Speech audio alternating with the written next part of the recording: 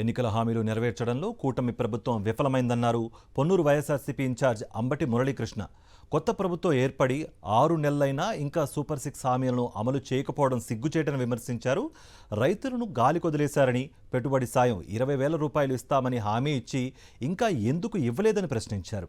ఈ నెల 13న రైతులకు అండగా పోరుబాటు చేస్తామన్నారు.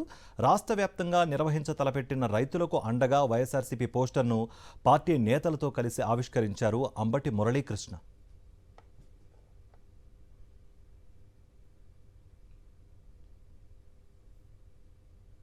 ఎన్నికల హామీలు నెరవేర్చడంలో కూటమి ప్రభుత్వం విఫలమైందన్నారు పొన్నూరు వైఎస్ఆర్సీపీ ఇన్ఛార్జ్ అంబటి మురళీకృష్ణ. కొత్త ప్రభుత్వం ఏర్పడి 6 నెలలైనా ఇంకా సూపర్ 6 హామీలను అమలు చేయకపోవడం సిగ్గుచేటని విమర్శించారు. రైతులను గాలికొదిలేశారని, పెట్టుబడి సాయం 20,000 రూపాయలు ఇస్తామని హామీ ఇచ్చి ఇంకా ఎందుకు ఇవ్వలేదని ప్రశ్నించారు.